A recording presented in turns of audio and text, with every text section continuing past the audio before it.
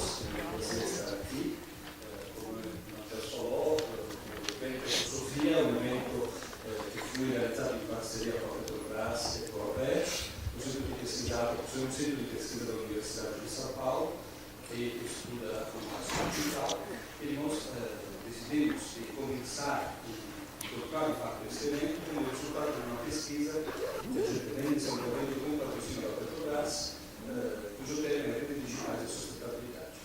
E após um ano e meio de pesquisa, abrimos uma necessidade de dialogar com os setores mais diversos, a sociedade civil, organizada, ambientalista e também com o mundo empresarial, para discutir um pouco do tema de uma perspectiva nova, que é um pouco aquela que será apresentada aqui pelo professor Michel Maffesoli, pelo professor Bert Kerkhoff, que é um pouco a perspectiva que, de um lado, desenvolve ou apresenta a iminência da questão ambiental na nossa época, e, portanto, um novo tipo de imaginário que é cada vez mais próximo das questões ecológicas e ambientais, e, do outro lado, o elemento tecnológico, as redes digitais, que é um elemento também catalisador de uma nova forma de sociedade interativa e coletiva. Achamos que esses dois elementos são dois elementos que são aspectos da mesma transformação, uma transformação que tem a ver com, como disse bem o professor Michel Maffesoli, com a saturação dos valores da sociedade moderna e também com o advento de nova forma de sensibilidade e sensorialidade definida por o professor Bert Kerkhoff como psicotecnologia e, portanto, com o desenvolvimento de uma nova forma de perceber o social e a realidade de forma cognitiva. Este é o argumento que está tratado agora do professor Michel Maffesoli e do professor Bert Kerkhoff, portanto, eu dou as bem-vindas a todos, ressalto ainda o nosso prazer estar aqui, e dialogar com a Bert e com o Petrobras, e espero que possamos aproveitar bem as palestras. Muito bem.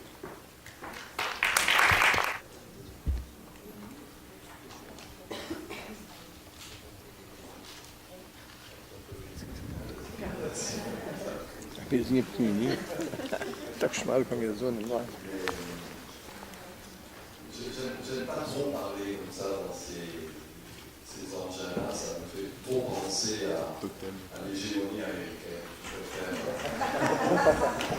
Je préfère la table, parce que c'était la table du banquet, chez Platon. C'était également la table de ce qu'étaient les symposiums. On buvait ensemble et on parlait ensemble. Et les historiens des religions disent que la table assure la stabilité du monde. Donc, je trouve que c'est important de rester sur la table. Parler. Bien, alors je ne vais pas vous ennuyer. J'avais préparé un exposé un peu sophistiqué sur cette thématique de l'écosophie. Je vais essayer de le faire le plus rapidement possible pour que, éventuellement, je ne sais pas si c'est prévu, on puisse discuter ensuite sur ces propositions que je vais faire. Je sais pas, c'est toujours difficile de commencer une conférence, mais disons, il y a deux thèmes que je voudrais dès le départ poser. Il faut peut-être être attentif au-delà de ce qu'est notre progressisme natif. Tout le monde est progressiste ici, par exemple. Or, c'est progrès, c'est bien connu qu'il y a là quelque chose qui fait qu'il semblerait que le progrès soit co-structurel de l'Occident. Et peut-être que le progrès peut être remis en question. Je rappelle ce que l'on appelle être la première phrase philosophique de la tradition culturelle qui est la nôtre, du philosophe Anaximandre, et qui dit Génésis et Phton en grec. C'est-à-dire il y a la genèse et le déclin. Déclin et genèse. Il y a un balancement. Et peut-être qu'après 2-3 siècles de grands mythes du progrès, on est en train de se rendre compte qu'il y a quelque chose d'autre qui est en jeu. Plutôt qu'il y a déclin de ce qu'était ce mythe du progrès. Je pense également à ce penseur, philosophe, historien, je ne sais pas, italien, qui est Gian Battista Vico, lorsque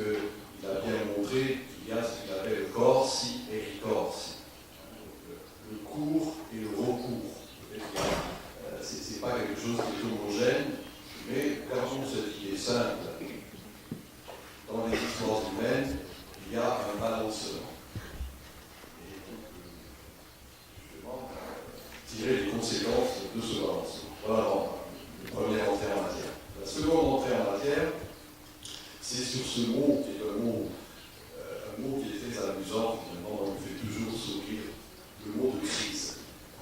Tout le monde parle de la crise, on ne sait pas bien ce que c'est, on va parler constamment de la crise. Bien sûr, dans l'imbécilité ambiante, la crise est toujours une crise économique, une crise financière.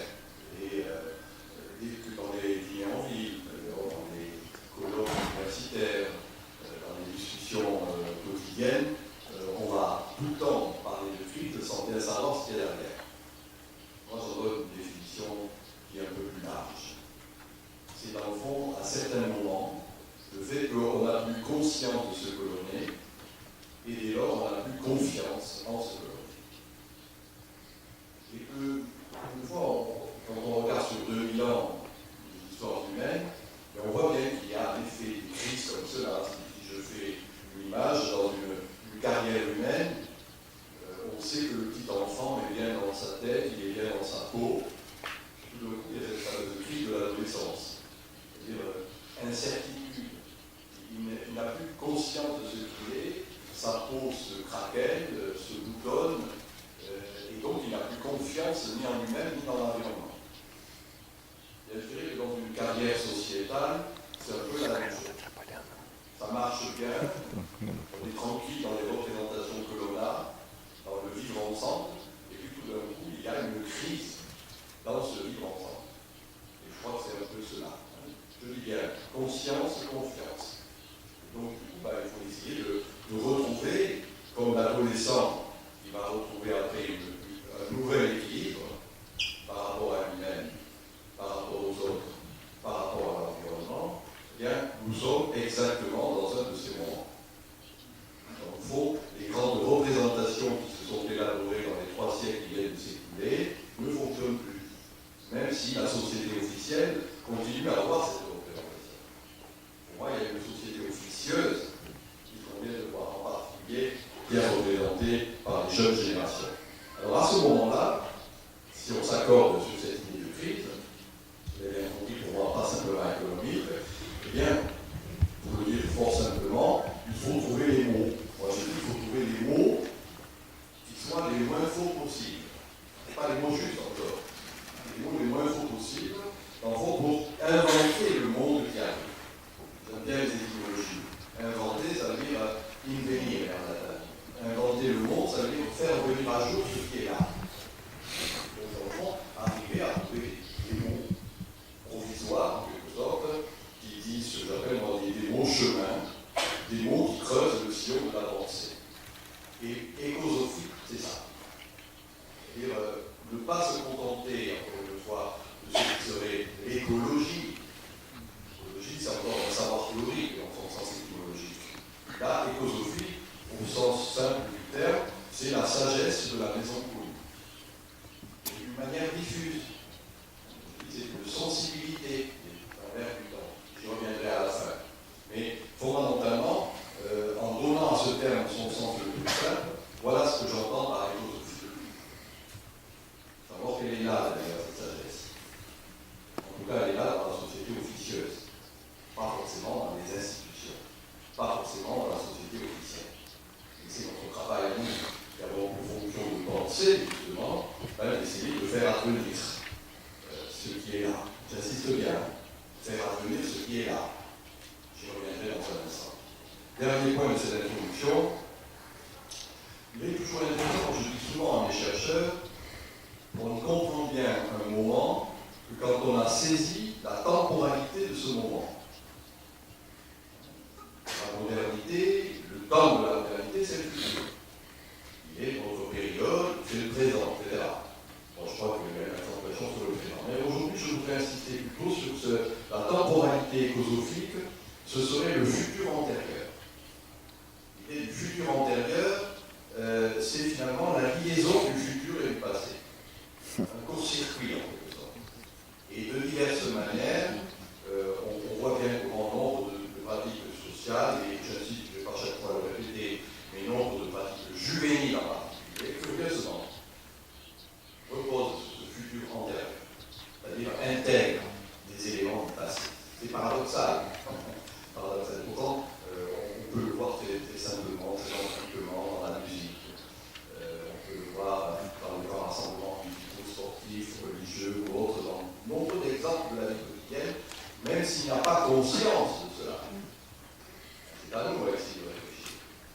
pas forcément conscience de cela, je pense qu'il y a toujours une référence implicite au passé.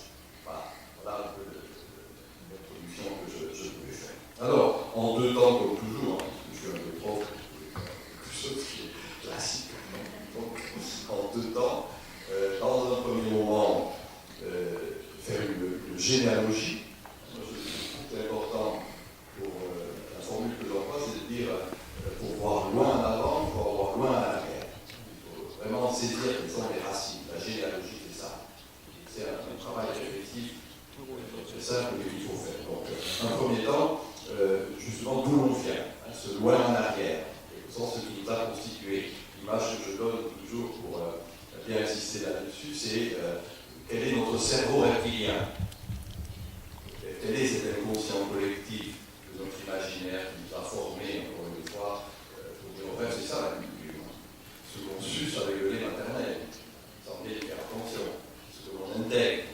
Et dans le fond, il faut toujours faire revenir à jour, en quelque sorte, ces racines qui sont les nôtres. Alors, 2 ou 3 points pour en rendre compte, pour dire bref, quelque chose qui est sur 2000 ans de temps, l'enfermement progressif dans la seule subjectivité.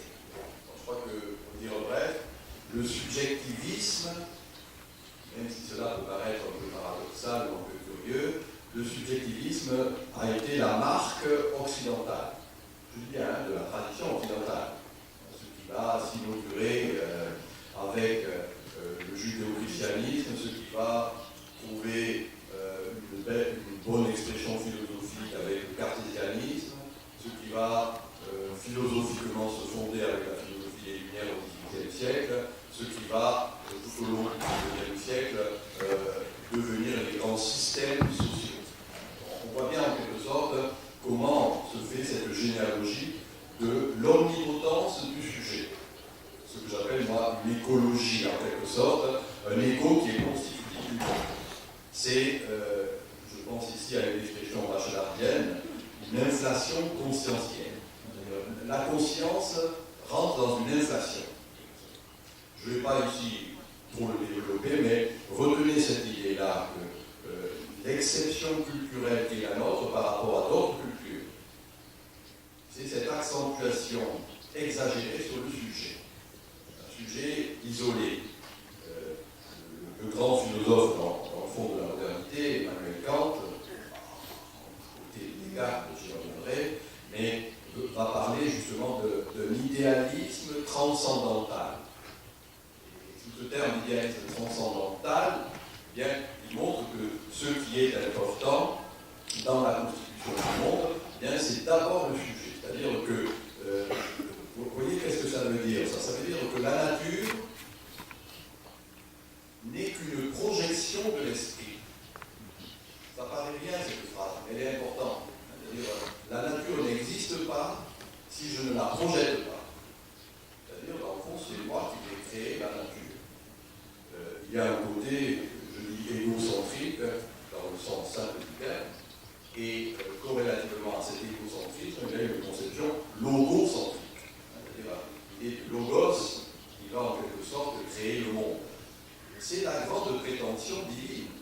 Dieu dit, et en disant, il crée ce qu'il nomme. Au début des premières phrases de la Bible, c'est pas autre chose. Et on retrouve cette conception du fait qu'on crée en nommant. On a un exemple, je ne sais pas si c'est le cas, je pense que c'est la même chose en portugais, mais je vois en français, reste cette expression quand on dit le droit dit, le juge dit le droit. En disant le droit, il crée la réalité. On a là, d'une manière paradoxale, caricaturale, en quelque sorte, cette idée que je dis, projection de l'esprit. Voilà le premier point. La conséquence de cette projection, c'est-à-dire le monde créé à partir du sujet pensant, du subjectivisme, la conséquence, c'est là une idée que je dis aussi très rapidement et qu'il faudrait bien sûr développer, c'est ce qu'on a appelé, et accordons à ce terme son sens le plus fort, l'iconoclasme occidental. Là, je prends une expression que j'emprunte à un grand anthropologue qui fut mon maître, Gilbert Durand, qui montre comment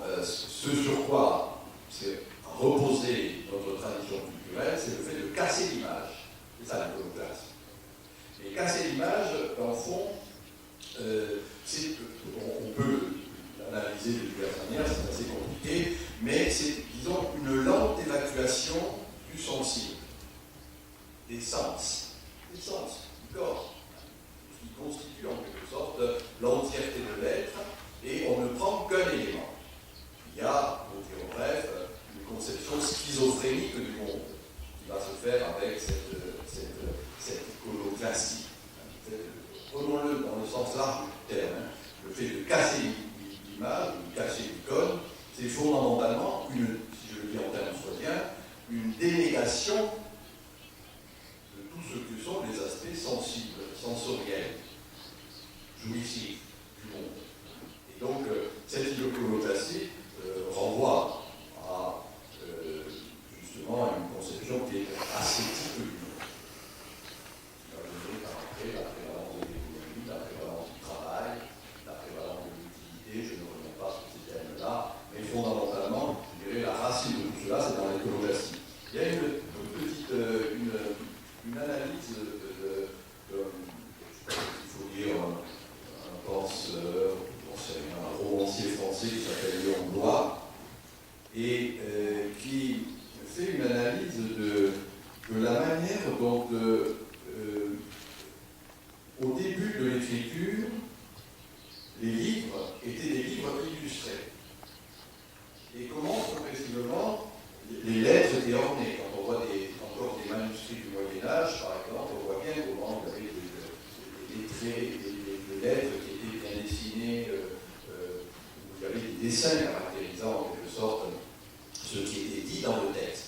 Et Blois montre comment, progressivement, on va évacuer cette dimension sensible du texte pour ne garder que le livre et mettre les images hors du livre. En évolution qui montre de ce qu'est les manuscrits du début du Moyen-Âge jusqu'au XVIe siècle, on voit bien, je dirais, une expression en quelque sorte de ce que j'appelle moi la lente évacuation du sensible, donc d'une conception qui est une conception purement ascétique. Et cela, bien sûr, va culminer avec la réforme protestante, qui va pousser jusqu'au bout cette idée de casser l'image, de casser les icônes, de casser les statues. Je dirais qu'on a dans cette lente évacuation du sensible le triomphe du modèle anglo-saxon, le triomphe du protestantisme, le triomphe du puritanisme, le triomphe d'une conception ascétique du monde. Voilà un peu le schéma, si vous voulez, dit en des termes très simples. À ce moment-là, pour un peu jouer sur les mots, j'ai dit tout à l'heure la formule de Descartes, cogito ergo sum. Je pense, donc je suis. Et c'est à partir de ce cogito que le monde est créé. On évacue du cogito tout ce qui est une illustration, dans le sens simple du terme, et on aboutit, si je donne une autre expression latine, à ce qui me paraît être en jeu dans la tradition intellectuelle, audi ergo sum. Je hais, donc je suis. Il y a une haine du monde, un soupçon par rapport au monde. Il y a une détestation du monde. Et en particulier, je crois que nous sommes, je dis nous intellectuels, l'intelligentsia d'une manière plus générale, les protagonistes de cette haine vis-à-vis de ce qui est. Et que si on fait cette généalogie, c'est à partir de l'évacuation, encore une fois, du sensible. Progressivement, on va évacuer tout ce qui est le plaisir d'intelligence, pour aboutir à cette conception que je dis puritaine, modèle anglo-saxon. Voilà, donc dévastation du monde, détestation du monde. Voilà, si vous voulez, pour dire en bref et en quelques mots, d'où l'on vient. Encore une fois, c'est ce qui a été les origines et le fondement de cette grande perspective. Alors, le deuxième temps, c'est que, à mon avis, il y a actuellement un pivotement. Et ce que je disais au début, la crise, elle est là. Quand je disais conscience, confiance. J'insiste bien, quand je dis pivotement, c'est dans le fond quelque chose qui est peut-être plus vécu que pensé. Je reviendrai là-dessus sur l'écosophies tout à l'heure. Dans cette idée de sensibilité, ce que j'ai exprimé en parlant de la société officieuse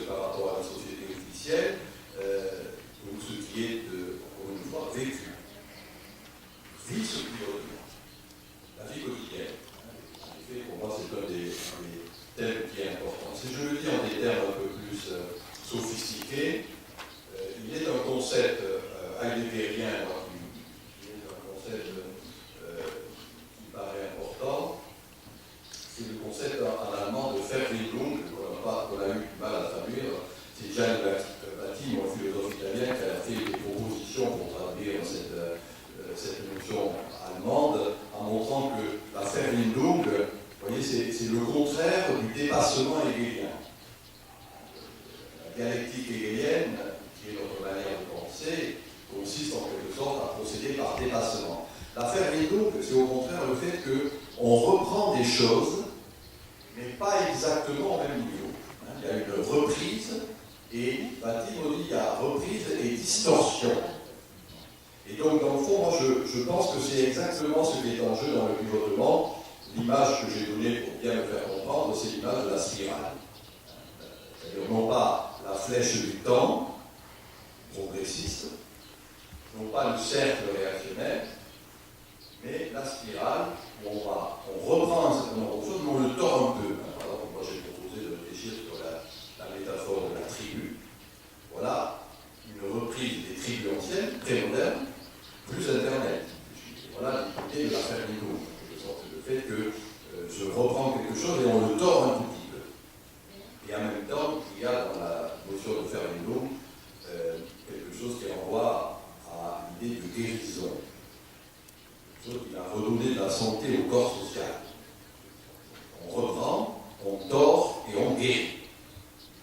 Là encore, on voit cette idée, bien évidemment. Alors, comment le traduire ça?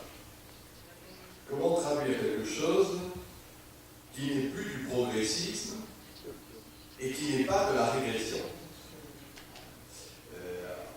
En français, moi j'ai proposé un néologisme qui est cette idée de régrédience.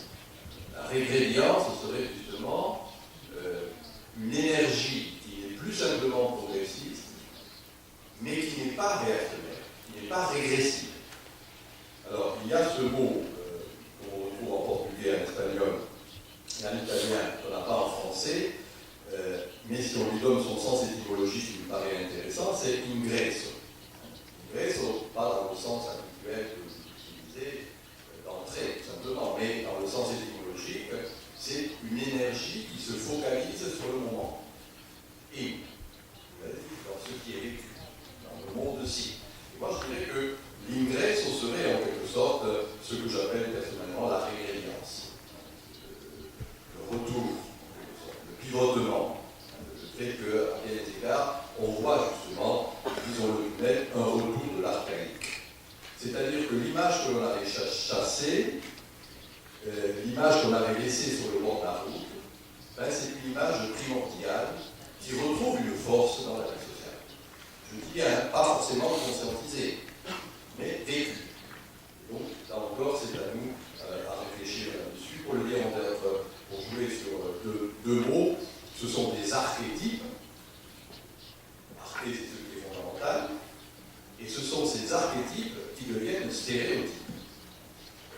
Encore, je l'indique juste pour mémoire, je ne connais pas, par exemple, assez la publicité brésilienne, mais quand on regarde la publicité en France, c'est typiquement des stéréotypes s'enracinant dans des archétypes. On voit les éléments naturels, on voit l'eau, on voit l'air, on voit le feu, on voit le froid. C'est très intéressant de voir les formes publicitaires. Pour moi, c'est la mythologie postmoderne par excellence. Et assez curieusement, même s'ils n'en ont pas conscience, il y a dans les figures publicitaires quelque chose qui est archétypal. Même si ça devient stéréotypé. Quand on dit c'est stéréotypé, bien sûr, on a toujours un petit côté péjoratif en employant ce mot. Alors que fondamentalement, il y a quelque chose, là, je dirais, moi, qui rejoue le rôle de l'archétype, c'est-à-dire l'image qui est communielle. L'image qui fait qu'on va se rassembler. Cela, on l'avait évacué, pour les raisons que j'ai dit tout à l'heure. Et là, il me semble qu'il y a cette espèce d'accession autour des images communielles. Pour rentrer exactement dans ce qui me paraît être en jeu dans l'écosophie, je dirais que c'est une accession au soi dans son sens large. Non pas le petit soi individuel, mais j'emploie cette expression dans le sens jungien. Le soi est un grand S. Le soi avec un grand S dans la perspective jungienne, ben, c'est justement l'environnement sont passés. C'est l'enracinement, encore une fois, dans une culture qui nous dépasse, intergénérationnelle. Et on n'est plus enfermé dans le cogito, on n'est plus enfermé dans un ego limité, mais au contraire, on va en quelque sorte s'éclater dans quelque chose de plus. Cette idée de soi pourrait se rapprocher d'ailleurs de ce qu'est une belle image, je n'ose pas dire un concept, mais une belle image d'Auguste Comte. On a très mal compris cette expression, qui est le grand être. Quand Auguste Comte parle du grand être, c'est pas Dieu. C'est, encore une fois, cette espèce de conjonction entre ceux qui sont passés, les animaux, les vivants, les morts, la terre boulonnée, etc. Et c'est tout cet ensemble qu'il appelle le grand être. Et pour ma part, je dirais que c'est quelque chose de cet ordre qui est en jeu dans ces archétypes, par exemple publicitaires. Mais on peut le voir également dans ces archétypes qui vont être musicaux, filmiques. La production cinématographique est de ce point de vue intéressant. Ce qu'est, je vois par exemple également tout ce qui va renvoyer les formes culturelles artistiques d'une manière très diversifiée, dont la plupart du temps, même s'il n'y a pas conscience par ceux qui les font, renvoyer à ces archétypes, ce que j'appellerais moi un archaïsme imaginal. On rejoue les mythes d'antan. C'est demain, après-demain, quand vous allez voir cette imbécilité. Le mariage princier à Westminster, c'est typiquement quelque chose qui fait qu'on va communier par la télévision militaire en aidant à une image primordiale, mariage princier. Donc, la para qui va être liée à ce mariage, c'est typiquement un archaïsme imaginal. C'est-à-dire où, dans le fond, qu'on le veuille ou non, il y a une forme de communion mondiale qui va se faire par médias interposés autour, disons-le, d'une vieille lune, un prince qui épouse la roturière, qui épouse la paysanne. On trouve ça dans les contes et légendes, on trouve ça bien évidemment dans les légendes enfantines et tout à l'heure. Et c'est intéressant de voir comment, eh bien, il y a ça. La mort de la princesse Diana il y a quelques années, c'était pareil. Pas ce que représentait elle, qui était à bien des égards du imbécile, mais il n'en reste pas moins que autour de la mort de cette princesse, eh bien, il y a des émotions collectives qui vont s'exprimer. C'est ça, hein, un archaïsme imaginal, quelque chose qui va conforter des effervescences collectives sur des vieilles racines, sur quelque chose qui est antérieur. Et c'est ça le futur antérieur. On va voir en quelque sorte, si on veut essayer de penser ce qui est, c'est ce qu'il faut bien avoir à l'esprit. Un grand philosophe français, qui est Gilles Deleuze, il a fait un très beau livre sur le baroque, et il appelait ça le pli. Et cette idée de pli, c'est cela. C'est-à-dire les plis, c'est, dans le fond, la sédimentation. C'est les strates. C'est ce qui va fondamentalement permettre véritablement les sensations communes. Vous voyez, non pas simplement à partir du cerveau, cogito, mais à partir de ces vieilles racines qu'on ne maîtrise pas. On est possédé par ces images-là, et je le dis ici avec quelques termes théoriques, mais on peut voir comment empiriquement cela, je donnais l'exemple de ce mariage, et on peut en trouver bien d'autres. C'est les plis de l'être.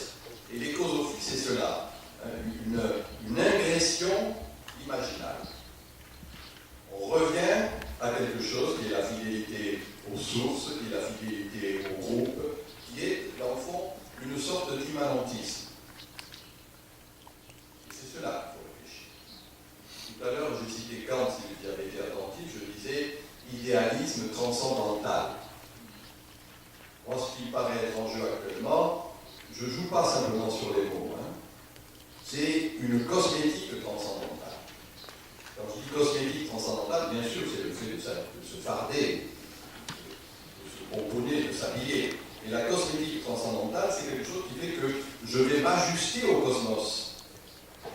Et on s'ajuste au cosmos, microcosme que je suis par rapport au macrocosme ambiental, eh bien, on s'y ajuste au travers, encore une fois, d'une figure intermédiaire. Et la cosmétique transcendantale serait la réponse postmoderne au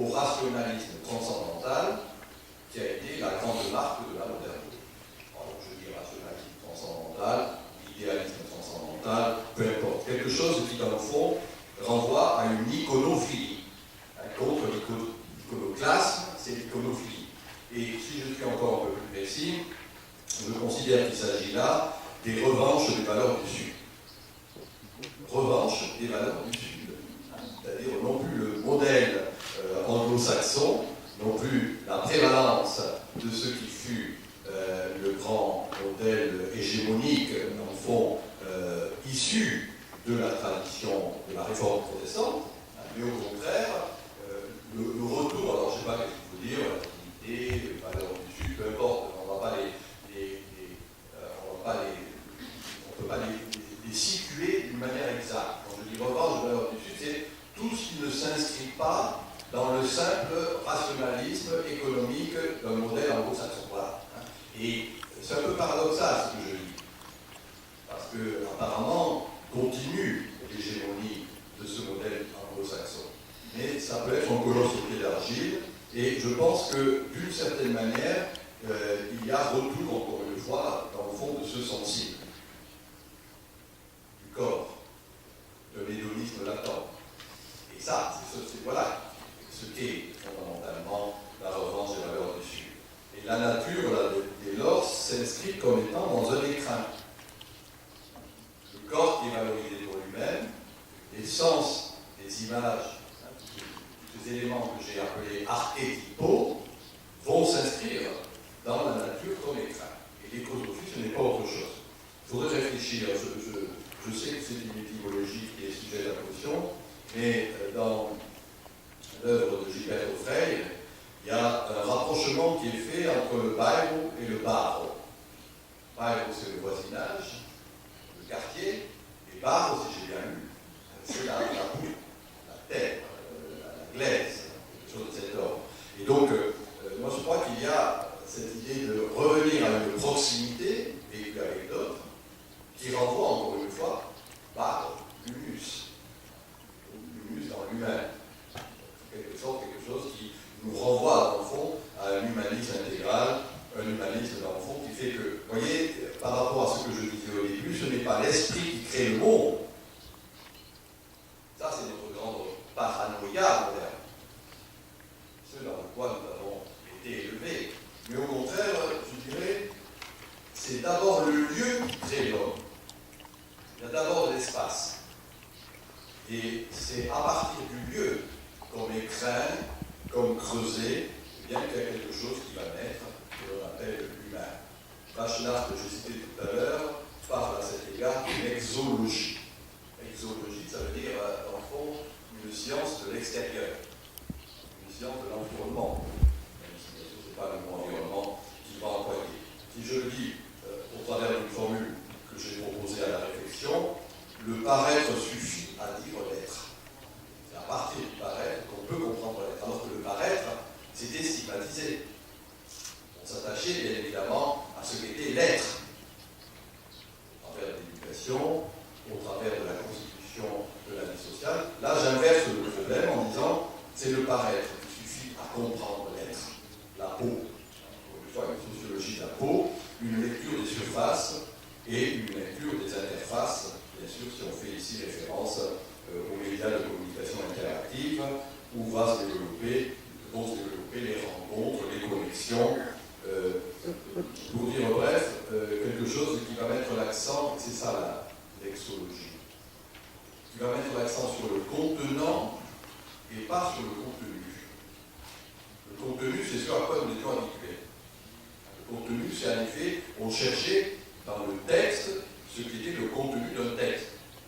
Le contenant, c'est dans le sens simple du terme, ce dans quoi on est là. On cite comme le terme, il y a du contenant. Le contenu est très secondaire. Il est même parfois très débile. C'est pas ça l'essentiel.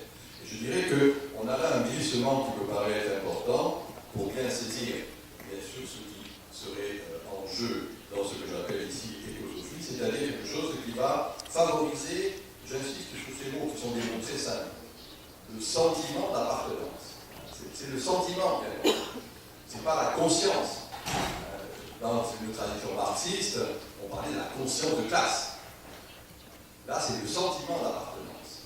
Et la métaphore des tribus, quelles que soient, sexuelles, musicales, ont religieuses, sportives, n'ont pas une conscience de classe. Par contre, elles ont un sentiment de classe.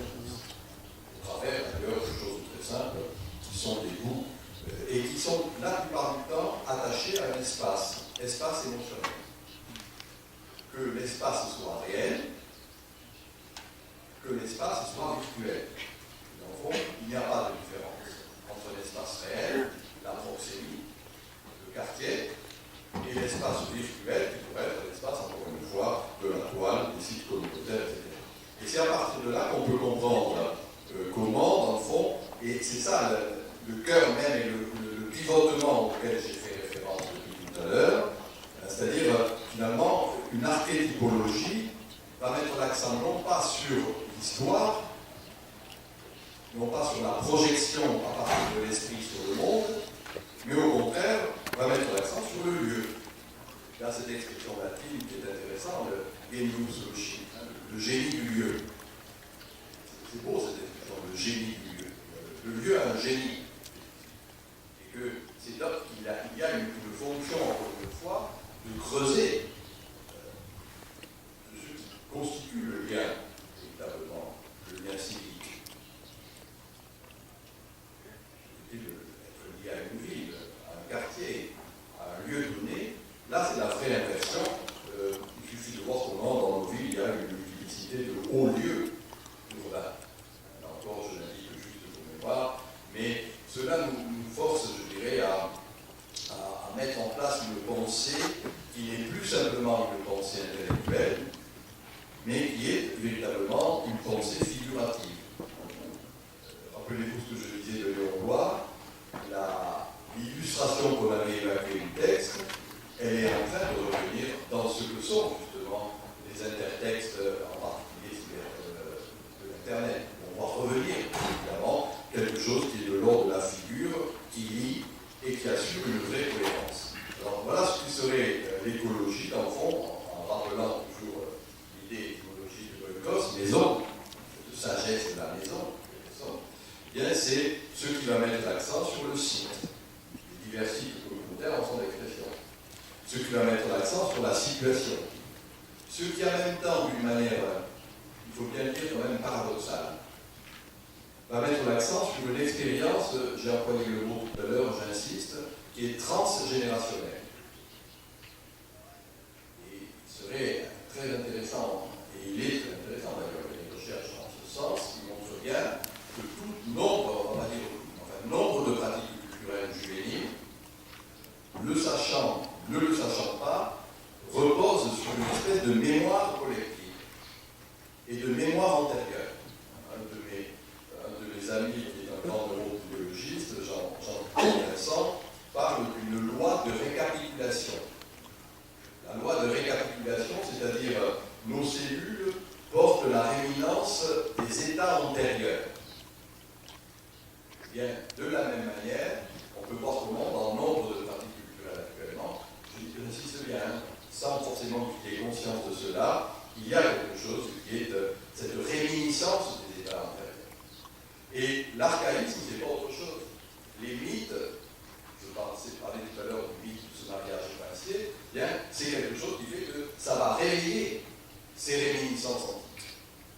Que l'image télévisuelle, on peut le voir pour des quantités d'autres images, de l'Internet ou autres, renvoie bien encore une fois à ce que ça va réveiller encore une fois. Cette lente sédimentation, qui était une sédimentation archaïque, que l'on avait cru dépasser, que l'on avait, dans le sens hégélien du terme, totalement dépassé. Alors qu'il renvoie dans le fond à quelque chose qui est très naturel, quelque chose qui fait qu'on va se retrouver dans un lieu qui me lie à l'autre, qui me conjoint. Si j'avais ici un tableau, je montrerais que dans le fond, dans l'écosophie, l'accentuation est mise sur le donné, pas sur le construit. Il y a quelque chose qui est pragmatique et qui n'est pas rationaliste, qui renvoie à l'unité de s'ajuster, de s'accommoder à la nature, et non pas de la conquérir. Et dernier Stendhal, qui est de l'ordre de la dépendance et pas de la liberté. Je crois que la thématique de la liberté est une thématique moderne. pas une thématique volontaire. Je sais bien que c'est un peu scandaleux, je veux dire. Il y a quelque chose qui est de l'ordre, évidemment, de la dépendance. On est dépendant de l'autre. L'autre de la nature, l'autre du groupe, voire l'autre de la déité. C'est une pensée expérimentale qui met l'accent, dans le fond, sur les... ça nous rappelle une chose très simple qu'on avait oubliée. L'animal humain. Alors, on avait mis l'accent sur l'humain, mais il ne faut pas oublier qu'il y a l'animal. Et l'animal est en train de se rappeler à notre bon souvenir. L'animal, c'est l'instinct. L'animal, c'est ceux qui, en font, là encore une formule Auguste Comte, cet instinct, c'est ce qui constitue, dit-il, l'assentiment tacite du peuple. C'est beau ça, l'assentiment tacite du peuple. On ne réfléchit pas, on ne se discute pas. C'est ainsi. Et Baudrillard, quand Baudrillard parlait de la majorité silencieuse, c'était ce à quoi il faisait référence. Quelque chose qui, d'une manière silencieuse, non verbalisée, non conscientisée, assurer du lien. Moi, j'appelle cela une solidarité organique, quelque chose, je vous fais grâce de cela, mais qui est une forme de puissance. Spinoza parlait d'une natura naturans, ça veut dire une nature naturante. La nature naturante chez Spinoza, qui était un panthéiste. Justement, ne se retrouvez pas dans une conception monothéiste du monde. La nature naturante, pour lui, c'est la source originelle de toutes les formes, de toutes les images, de toutes les manières d'être. Et je pense que ce qui est en jeu actuellement dans la philosophie, c'est cette nature naturante. J'ai bien dit puissance, ce qui est à l'origine, source. Qui va se manifester de diverses manières. Ce néologisme que l'on utilise après Gilbert Durand, après des historiens comme Henri Corbin, d'un monde imaginal, c'est ça. Ce n'est pas simplement l'imaginaire, l'imaginal. Le néologisme qui montre qu'il y a dans le fond une intégration, une superposition, une implication au travers des images dans le monde. Cette idée d'implication serait la chose la plus intéressante, qui est, dans le fond, dit d'une manière théorique. Je ne sais pas si vous vous souvenez de ce mythe, qui est le mythe d'Anté. Anté, donc, ce demi-dieu, dans la mythologie grecque, était blessé, malade, souffrait de diverses manières, et il retrouvait vie quand il touchait terre. Chaque fois qu'il avait une blessure, le fait de toucher la terre lui redonnait de la vie. On parle très souvent du mythe d'Anté. Moi, je dirais que c'est exactement ce qui est en jeu dans ce processus d'intégration, d'implication de ce nouveau rapport à la nature, avec les diverses manifestations de nourriture biologique, de produits cosmétiques biologiques ou autres, peu importe, mais qui renvoie tout, je dirais, à cette espèce de ressourcement par rapport à la Terre. Que ce ressourcement par rapport à la Terre, même si c'est stéréotypé, s'inscrit dans une dimension archétypale. Alors on n'est plus dès lors dans quelque chose qui est logocentrique, je suis parti de là. Le logos crée le monde. Mais là on est dans une position logocentrique. C'est-à-dire c'est le lieu qui crée le mondial. Dans le fond, si on voulait comprendre le glissement qui est en jeu actuellement de la modernité à la postmodernité, il est là. On quitte le logocentrisme et on rentre dans le lococentrisme. De diverses manières, il y a cet enracinement, c'est le domestique. Il est c'est pas un concept, il est une image utilisée par les philosophies orientales qui est intéressante, c'est l'accent qui est mis sur ce qui est ainsi, l'incité, ainsi. Donc je dirais qu'il y a dans le logocentrisme cette forme de densité. Le monde est ainsi. On ne peut pas le dominer. On ne peut pas le changer. Et diverses catastrophes naturelles, actuellement, je ne parle pas du mariage princier. Les catastrophes naturelles montrent bien, en quelque sorte, qu'il y a quelque chose de cet ordre qui est en jeu. C'est ce qui est ainsi. On est obligé de tenir compte, encore une fois, de ce que j'ai bien contre la princesse.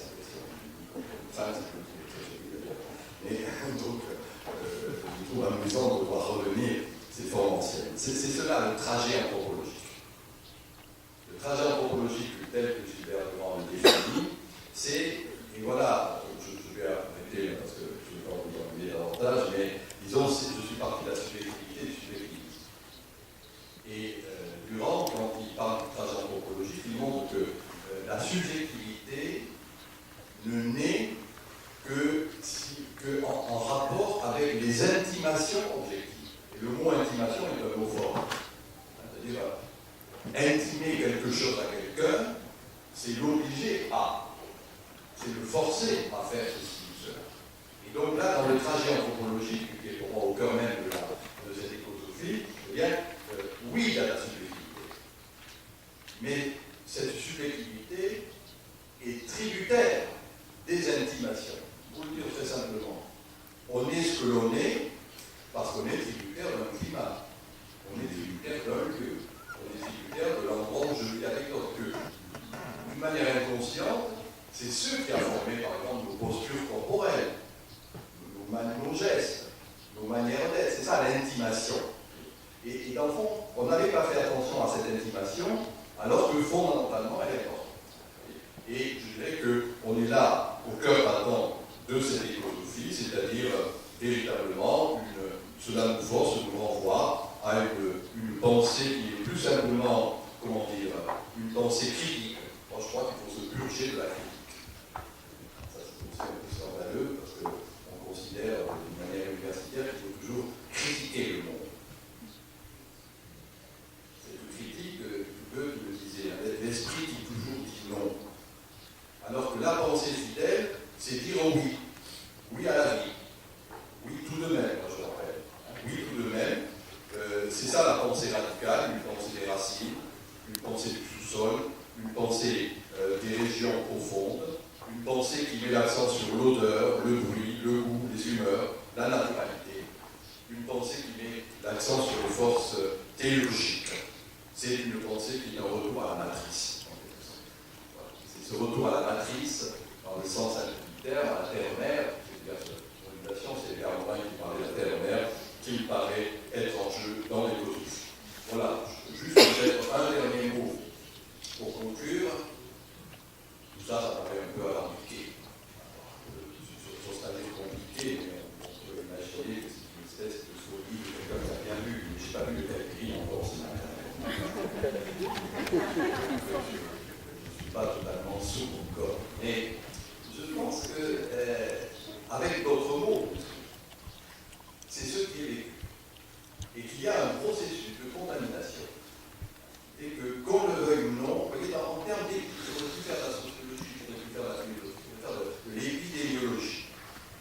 Alors comment, Internet aidant, avec d'autres mots, ce que j'ai dit, il y a quelque chose de cet ordre qui fait que, dans le fond, les institutions, les pouvoirs publics, les politiques sont poussés par l'opinion publique. Et que l'entreprise, bien évidemment, ne sera pas indemne. Elle est obligée, intimée, à intégrer ces paramètres. Ne serait-ce que pour produire, ne serait-ce que pour vendre, etc. Et donc, de ce point de vue, pour revenir à ce que je disais au début, il faut arriver à trouver des mots. À trouver des mots qui accompagnent ce qui est. Et c'est notre travail. Voilà, je vous remercie.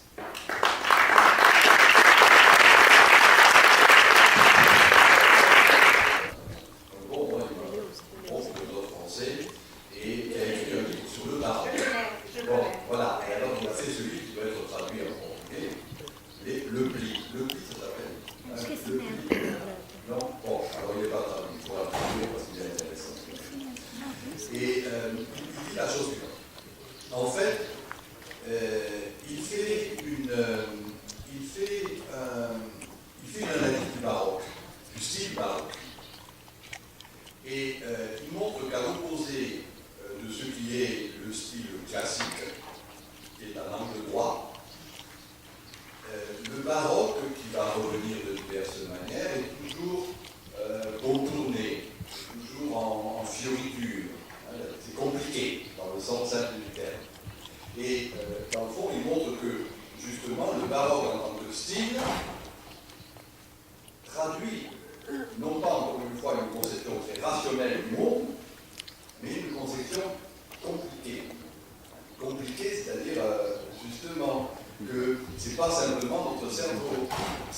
des instincts, c'est des humeurs. Qu'est-ce que c'est que les humeurs?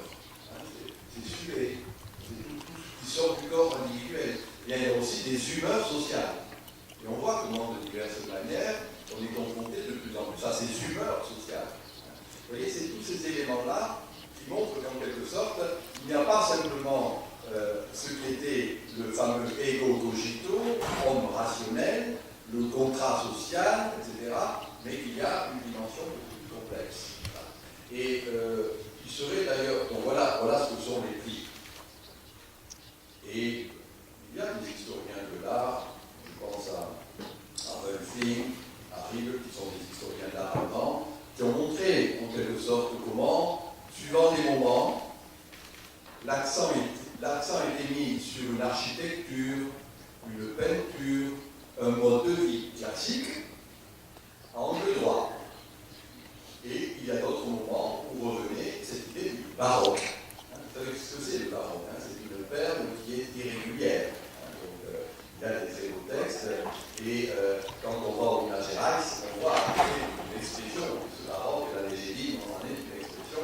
Mais on peut voir une quantité d'expressions de ce baroque. Et moi, je pense que la postmodernité est baroque. Voilà. C'est-à-dire ce qui va nous renvoyer au pli, ce qui va nous renvoyer, encore une fois, ce qui nous enracine, ce qui va nous renvoyer à cette animalité qu'on avait oubliée. Et dans le fond, vous voyez, si on prend au sérieux cette animalité, si on sait homéopathiser l'animalité, qu'on peut éviter la bestialité.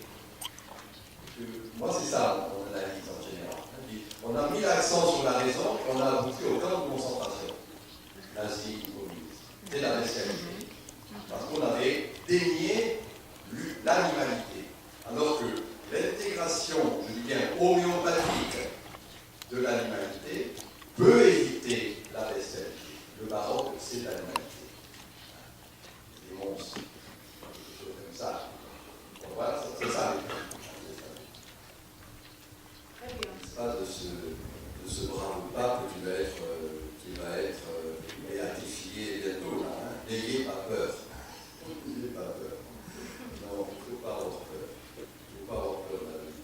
Il faut au contraire, je dirais, accompagner ce qui est en train de se passer. Je suis attentif, chaque fois que je parle, j'essaie de montrer que ce qui est. Et que donc, il faut en quelque sorte accompagner un rêve pour que ça ne devienne pas un cauchemar. Notre travail à nous, qui réfléchissons, c'est d'accompagner ça. Alors, premièrement, n'ayez pas peur. Ça, c'est l'idée de base. L'autre, alors, en même temps, ça ne règle pas tout. Je suis d'accord quand vous dites qu'il y a de l'inquiétude. Mais il y a une œuvre passionnante qui est l'œuvre de Pessoa, qui repose sur l'idée essentielle, l'intranquillité de l'être. Je ne sais pas comment dire, c'est un très beau mot, vous n'avez jamais à dire, c'est cette idée, dans le fond. On avait tellement été habitués aux certitudes, aux assurances, au fait qu'on allait en quelque sorte dépasser tous les risques, qu'on oublie une chose simple, on va mourir. On va mourir. Donc il faut savoir, soit en tant qu'individu, soit bien évidemment en tant que société, il faut accepter ce tragique, je dirais, cette intégration de la mort dans la vie. Donc il ne faut pas avoir peur de la peur.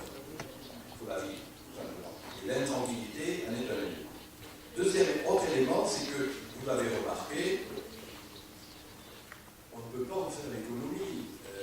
Quand on regarde ce que sont, moi c'est ce qui m'intéresse, parce que c'est là-dessus que même se font les recherches de bon sens, mais quand on regarde ce que sont les pratiques juvéniles, dans tous les domaines, on voit le retour de l'ethnique dans la mode, dans la musique, dans la danse, dans la chorégraphie, etc. On voit bien, je dis, ce retour de l'ethnique, du primitivisme. Moi, je ne suis pas assez compétent là-dessus, mais je pense qu'il y avait quelque chose de prophétique dans la semaine d'art moderne à San Paulo, dans l'anthropophagie. Quelque chose qui est, à des égards, prémonitoire de ce retour du primitivisme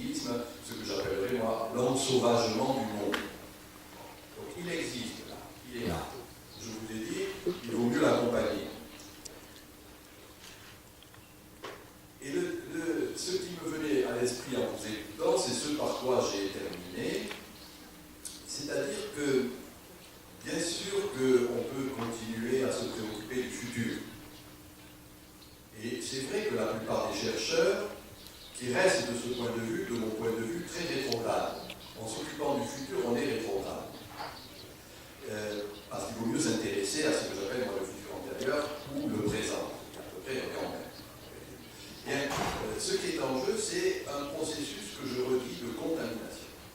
Il y a une viralité sur la toile, et que c'est cette viralité qui, dans le fond, va faire qu'on va trouver une forme d'équilibre. Non pas un équilibre qui sera, si vous connaissez cet élément philosophique, un équilibre, ce n'est pas un équilibre qui est corrélatif d'un dépassement du contraire.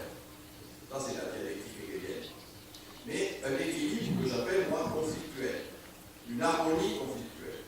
Quelque chose qui tient, non pas sur le dépassement des problèmes, mais sur le fait qu'on vit ces problèmes. Et pour moi, l'écosophie, c'est ça. C'est l'intégration de la cruauté.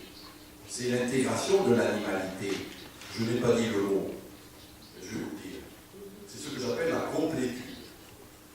Non pas la perfection, mais la complétude. Et ou l'entièreté. L'entièreté, ce n'est pas un mot français, c'est ce qu'on appelle une belgitude. De belgitude. C'est ça qu'on a dit parce qu'il est belge. Donc, cette idée de belgitude, de l'entièreté de l'être, c'est, vous voyez, non pas chercher la perfection. Vous comprenez ce que je dis? On recherche la perfection en dépassant le mal. La complétude, c'est qu'on ne dépasse pas le mal. On ne dépasse pas la mort. On ne dépasse pas l'imperfection. On ne dépasse pas, etc., etc. On intègre.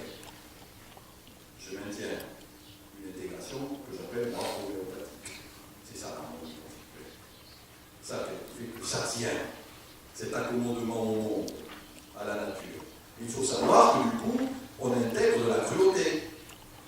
On intègre de la sauvagerie. On reconnaît qu'il y a de l'animal. Et qu'il y a bien sûr la mort.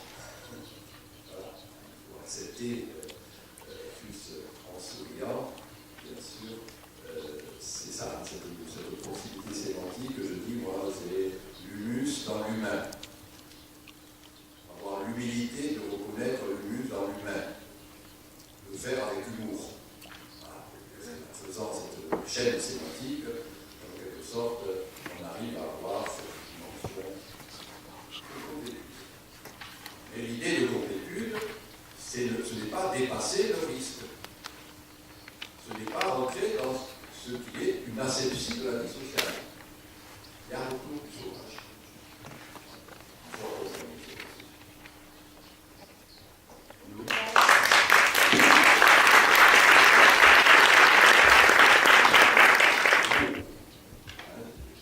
Par cela. Mais je considère, et je suis tout à fait d'accord avec vous, et je vais le dire d'une autre manière un peu plus historique, que déjà cela est vécu, et en particulier dans l'art. L'art est prémonitoire, en plus d'un titre.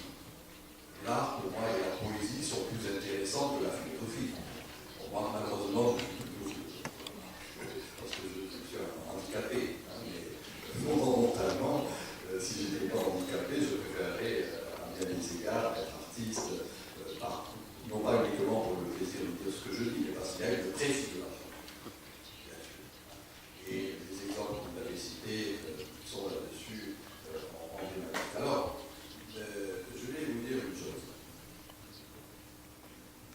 Je ne crois pas qu'il y ait, quand, dans un exposé comme celui-ci, c'est un exposé un peu trop facile, vous comprenez, je dis modernité, post-modernité, avec des coupures comme ça, très simples, c'est didactique, vous comprenez, ça n'a pas d'autre fonction que d'être didactique, de faire une dichotomie qui n'existe pas. C'est pas, dans la réalité, un camailleux, une progression, etc. Mais, comme d'un point de vue intellectuel, je parle de ce que je connais en France, il y a toujours une difficulté à dépasser une conception purement rationaliste, je suis obligé de caricaturer, dans le sens simple du terme, de charger le tri. Alors, j'ai quand même, au-delà d'un exposé comme ça, j'ai écrit un certain nombre de livres où j'ai, d'une manière plus subtile et plus progressive, j'ai essayé d'expliquer comment ça s'était élaboré. Et ma réponse à votre remarque, elle est très précise. J'ai j'ai formulé cela au travers d'une, je vous appellerai de manière prétentieuse, de la loi des 3 États. Comme Auguste Comte avait les 3 États, bon, moi j'ai fait ma loi aussi, chacun fait sa loi, j'en ai qu'une dans ma vie, c'est celle-là, la loi des 3 États. C'est-à-dire que c'est en effet, à la fin du XIXe siècle, dans le romantisme, qu'il y a le creuset de ce que vont devenir par après les valeurs modernes. Le romantisme, pour nous maintenant, le romantisme, c'est une école importante, etc. C'était, dans le fond, c'était tout à fait des petites sectes, c'était des tout petits groupes, c'était des marginaux. Et c'est là que se concocte un rapport à la nature, un rapport au corps, un rapport au sensible, etc. etc. Bien. Secret, discret. Dans l'entre-deux-guerres, ben, c'est en effet le surréalisme, le dadaïsme. Ce n'est plus tout à fait secret, c'est discret. Mais ce sont des avant-gardes. Après la Seconde Guerre mondiale, ce qui était secret et qui est devenu discret, c'est affiché. Ça, c'est capital. Voilà ma loi. C'est un peu prétentieux de dire ça, vous voyez. Mais je le dis là pour les productions littéraires ou politiques, mais on peut le voir exactement pour l'art sculptural. Mais ça suit cette loi. Alors, c'est maintenant par facilité que je dis, c'est à tel moment qu'il y a une césure entre modernité et postmodernité. En fait, c'est quelque chose de secret, et du temps, etc. Ce livre qui vient de paraître au Brésil, que j'ai appelé Saturation, c'est ça que ça veut dire. Saturation, c'est la lente sédimentation de quelque chose, qui fait que tout d'un coup, à un moment donné, on passe à un autre statut. Mais le mécanisme de la saturation, c'est que je ne le vois pas. C'est le verre d'eau que l'on sale et que l'on sucre, puis tout d'un coup, il y a ce qu'on appelle un seuil de liminarité. Le dernier grain de sel ou de sucre fait qu'on passe à un autre état de la matière. Et pour moi, la saturation, c'est ça. C'est ça. Alors, on est dans ce moment où cette lente sédimentation, je répète, secret, discret, affiché. Voilà ma gradation. Et on voit bien comment, maintenant, ben voilà, c'est évident, c'est vécu. On ne peut pas en faire l'économie, que ces pratiques juvéniles sont là-dedans, dans cet ensauvagement du monde. Il ne faut pas avoir peur du sauvage. Voilà. L'idée, c'est que c'est intéressant. Le tatouage, le piercing, le black metal et autres musiques de cet ordre renvoient bien, encore une fois, je dis bien d'une manière homéopathique, à cette intégration. Et je ne pense, si vous voulez, c'est ça la figure qui m'a toujours intellectuellement marqué, c'est la figure de Dionysos. C'est mon petit vieux chéri. Voilà, mon petit vieux chéri. Foi traduzido. A Sombra de Dionysos, né? Foi traduzido. 1982. Oui. Et c'est mon petit vieux chéri. Fantástico. Et Dionysos, qu'est-ce que c'est? Je vais vous la raconter l'histoire. Pour ceux qui n'ont pas lu mon livre. Existe no Brasil, foi traduzido. A Sombra de Dionysos. Je pense qu'on le trouve plus, je ne sais plus quel éditeur c'était. Grau. Mais antigo, né? Mais dans le fond, c'est cette figure. La ville de Thèbes est bien gérée et meurt d'ennui. Et dans le fond, on a racheté le fait de ne plus mourir de faim par celui de mourir d'ennui. Elle est inanimée. Et à bien des égards, le début du mythe renvoie à ce que sont nos sociétés, où il y a une inanimation, où il n'y a plus d'animation psychosociale. Bien. À ce moment-là, ce sont les femmes qui vont chercher le second petit-fils de Cadmos, le fondateur de la cité, c'est Dionysos. Dionysos, c'est l'étranger absolu. C'est un métèque. Il est oriental. Il n'est pas grec, il est de Thessalie. Dionysos, c'est un ambigu sexuel. À la fois, c'est un jeune garçon faible, et c'est le grand gaillard barbu. Donc il est ambigu sexuel. Et puis Dionysos, c'est un dieu chtonien, c'est-à-dire une divinité enracinée, on pourrait dire écologique avant la lettre, à l'opposé de tous les autres dieux qui sont des dieux ouraniens. Les femmes introduisent Dionysos dans la cité, ce sont les bacchanales, les Dionysies, Et dans le fond, il y a une ritualisation de la violence, une canalisation de la violence. Et par cette canalisation de la violence, eh bien, la cité retrouve son âme. C'est pour ça, voilà, c'est ça ma belle métaphore. Hein. Et je trouve que ben, c'est ce qui est en jeu actuellement. Et pour moi, l'écosophie, c'est l'actuelle manière de dire chacun a une idée occidentale, moi, mon idée occidentale, elle est là. Comment je me débrouille avec la cruauté de l'animalité.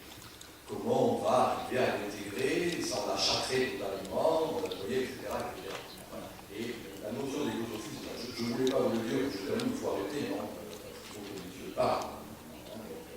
Je vais m'arrêter après ça. Mais dans le fond, ce que je dis dans mon petit traité d'écosophie, dans ce livre qui s'appelle Saturation, c'est ce que d'une manière un peu brutale, j'appelle l'invagination du sens. Le sens revient au vagin, revient au trou, et revient au ventre. Le sens ne se projette plus, il est plus spermatique, il est plus projectif. Et c'est cette, alors je sais bien que l'expression n'est pas très belle, mais cette imagination du sens me paraît être quelque chose qui renvoie à l'écosophie, hein, le plateau. Et donc non plus les objets contondants qui étaient le phallus, hein, qui était le glaive, qui était ce qui tranchait le monde, qui était agressif vis-à-vis du monde. Au contraire, l'idée de l'arrondi. Et c'est cette imagination